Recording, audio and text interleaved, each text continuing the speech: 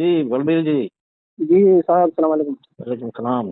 साहब, एक ना आज एक मीटिंग थी कहाँ? सहारनपुर में ही। अच्छा, अच्छा।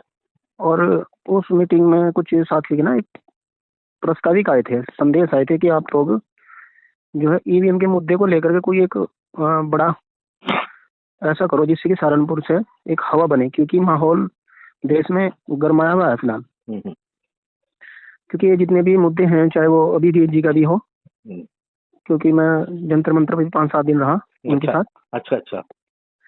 तो कहीं ना कहीं उस मुद्दे में जो है मेन जो ईवीएम का था, अगर इसमें एक ईवीएम का भी मुद्दा जोड़ लिया जाता तो सारी समस्या का हल हो जाता। जी हाँ, बिल्कुल।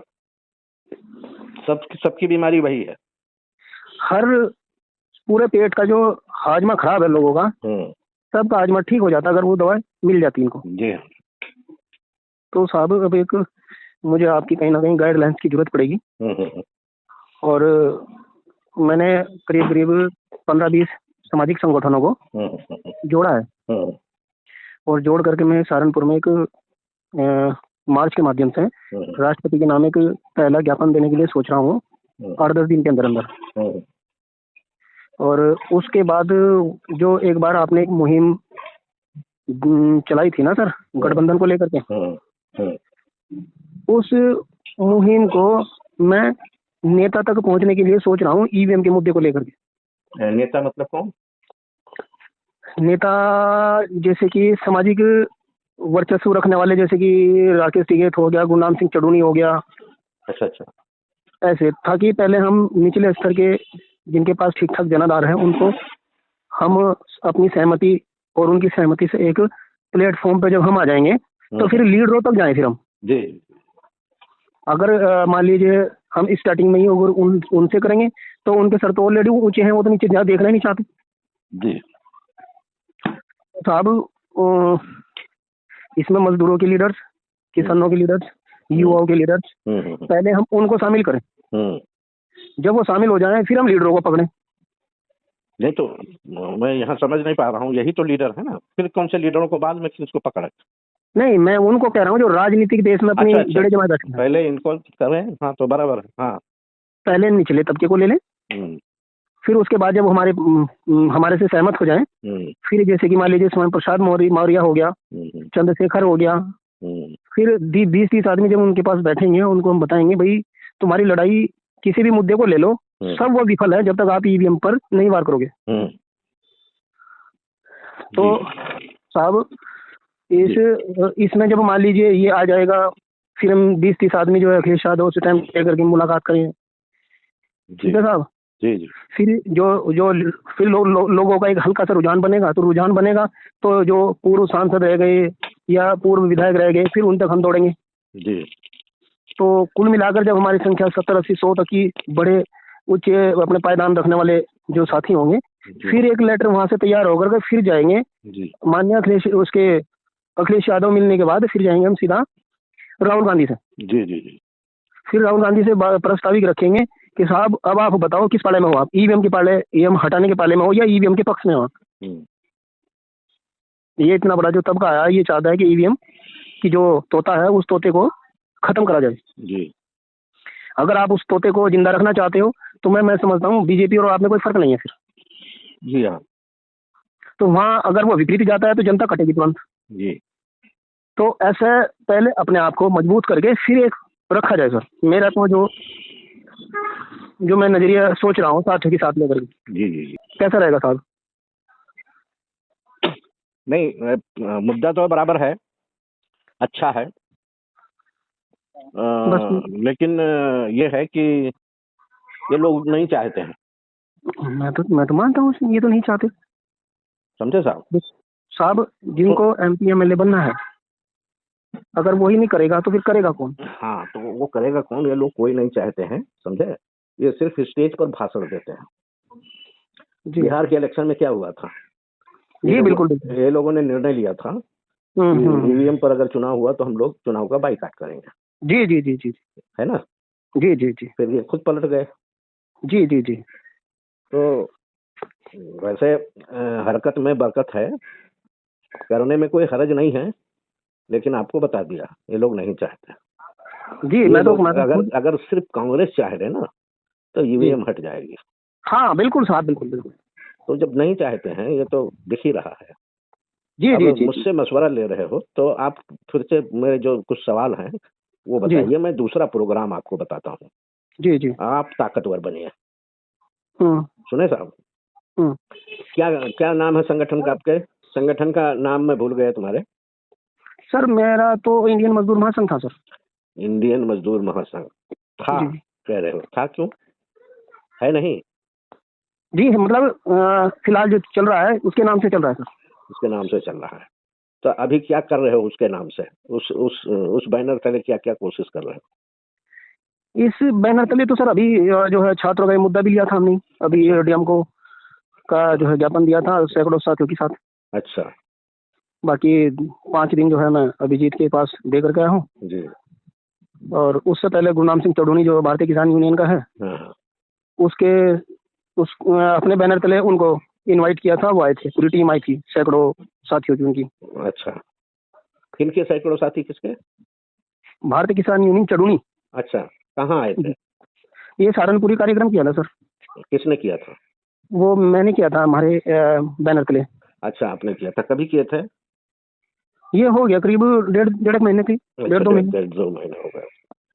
अच्छा, तो अभी एक और सवाल है जी। कि आपके जो लोग हैं, यानी आपके संगठन से जुड़े लोग कहाँ तक हैं?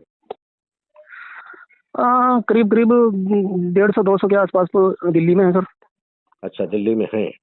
और जो उत्तराखंड में और यूपी में ज्यादा है, बस पंजाब में तो। यूपी में कहाँ कहाँ होंगे? यूपी में तो करीब करीब 50 जिलाध्यक्ष हैं। अच्छा, 50 जिलाध्यक्ष हैं। एक्टिव हैं 50 क्या? एक्टिव हैं सारे। 50 एक्टिव होंगे? जी। बड़ी बात है फिर तो। अब ये इन नेताओं के चक्कर में मत पड़े। जी बिल्कुल बिल्कुल। सुने, जी जी।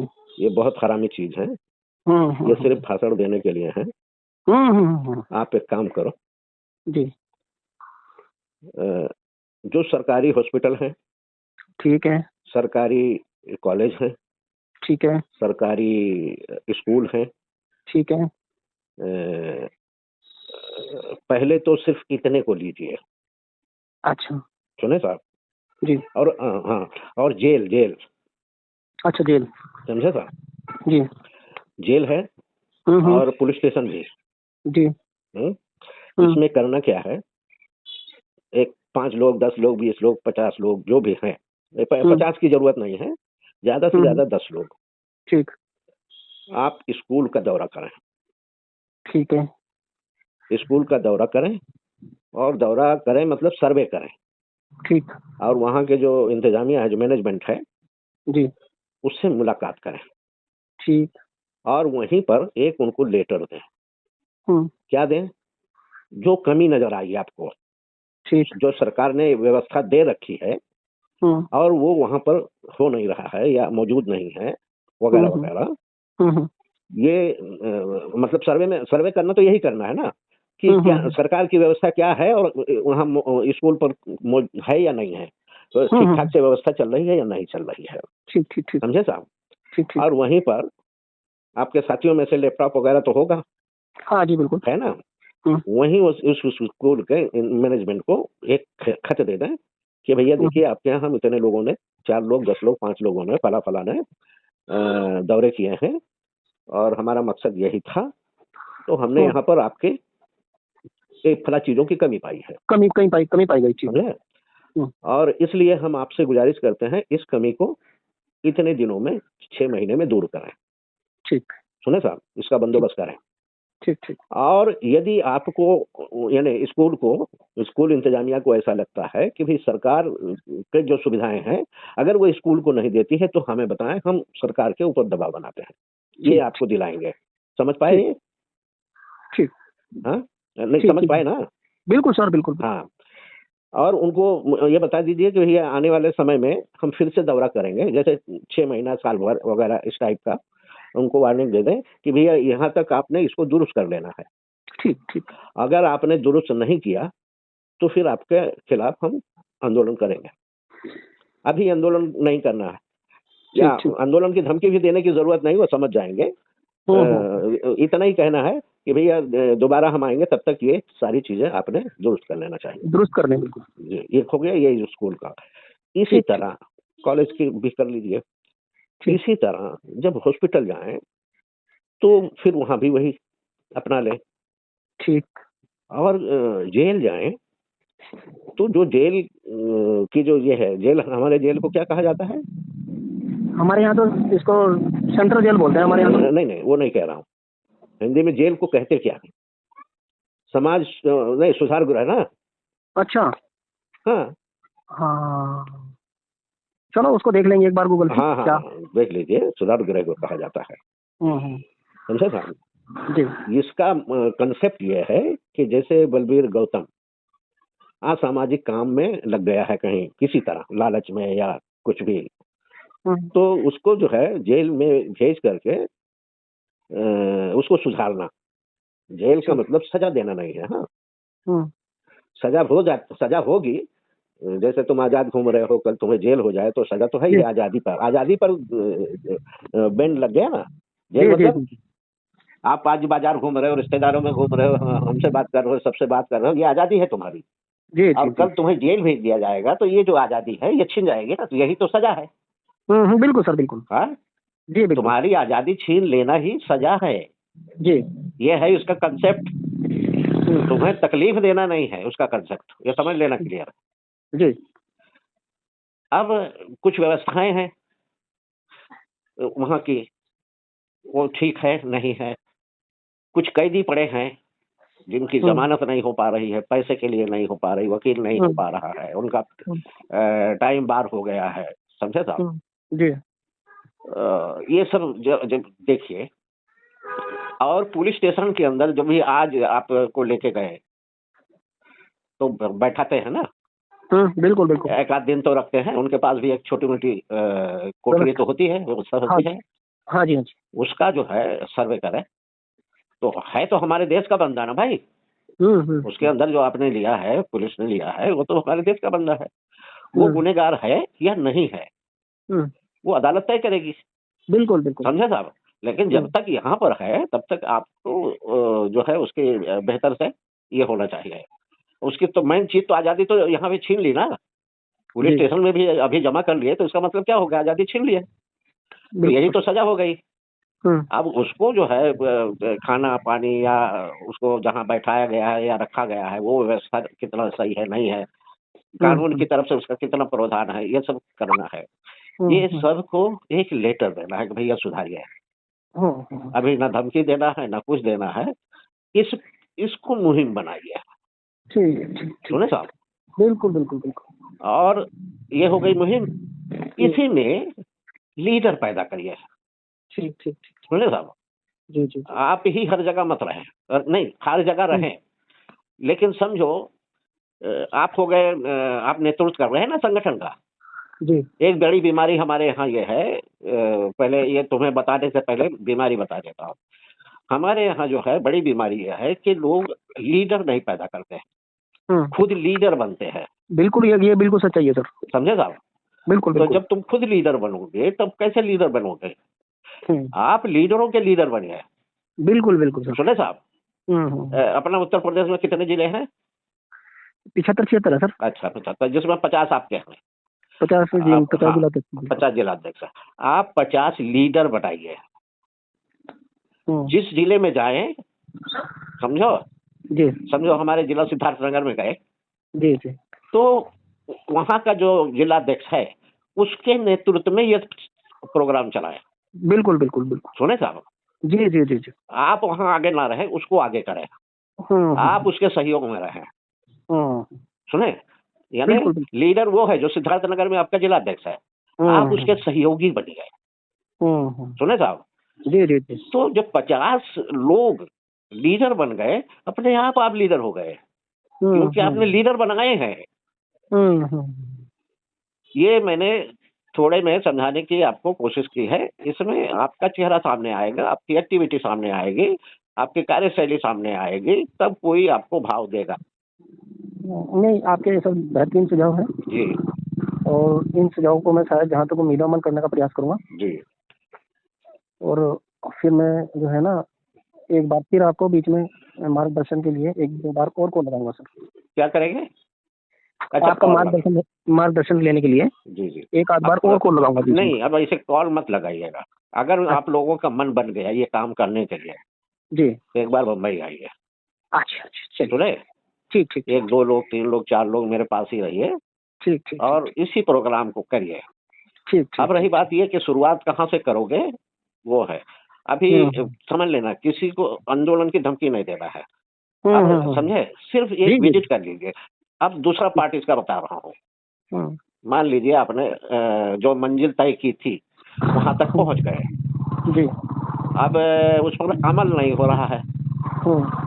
तो जो अमल नहीं हो रहा है तो फिर मामला आ जाता है भाई आंदोलन का, है ना भैया? हेलो, हाँ, मैं तुम्हें आंदोलन का तरीका बताऊंगा, ये तरीका नहीं चाहिए। हेलो जी जी, ये देखिए 78 साल हो गए इस तरह के आंदोलनों से, हासिल क्या हुआ बताइए गौतम जी? अभी तक तो सर कुछ हासिल नहीं हुआ ना। उसकी वजह मैं बताऊंगा आपको, और सिर्फ वजह नहीं बताऊंगा, वजह तो आप भी जान रहे हैं कि कुछ हासिल नहीं हुआ, तो फिर हासिल होने वाला आंदोलन कैसा होना चाहिए? बिल्कुल हासिल होगा आपको, यानी आंदोलन की नई रूपरेखा बताऊंगा। ये आंदोलन जो है ये अंग्रेजों के लिए फिट था।